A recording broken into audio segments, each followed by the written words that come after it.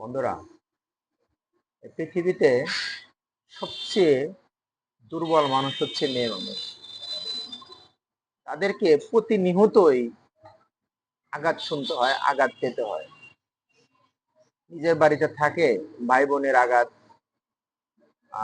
যদি সঠিক মতো চলাফেরা না করতে পারে, মা বাবার আঘাত। এরপর মেয়েটার বিয়ে হয়ে গেল, বিয়ে হয়ে যাওয়ার পরেও স্বামী যদি ভালো হয় ভালো, শাশুড়ি যদি ভালো হয় ভালো, অথবা তাকে সারা জীবনই শ্বশুর শাশুড়ি আঘাত শুনতে হবে। এরপরে মেয়েটার বিয়ে হওয়ার পরে বাচ্চা টাচ্চা হবে, তারপর তার ছেলে মেয়েগুলা মানুষ করবে, বড় হবে। ওই ছেলে মেয়েগুলাও কোনো একদিন ওই তার মাকে আঘাত করা শুরু করবে, কথার মাধ্যমে হোক, যে কোনো আচার বিচারের মাধ্যমে হোক। ঠিক আছে? অতএব সব মিলিয়ে দেখা যাচ্ছে যে একটা মেয়ে মানুষের জীবনটাই অনেক কষ্টের। তারা মৃত্যুর জন্মের পর থেকে মৃত্যুর আগ পর্যন্ত তারা আঘাত পেতে থাকে। আসসালামু আলাইকুম, ভালো থাকবেন।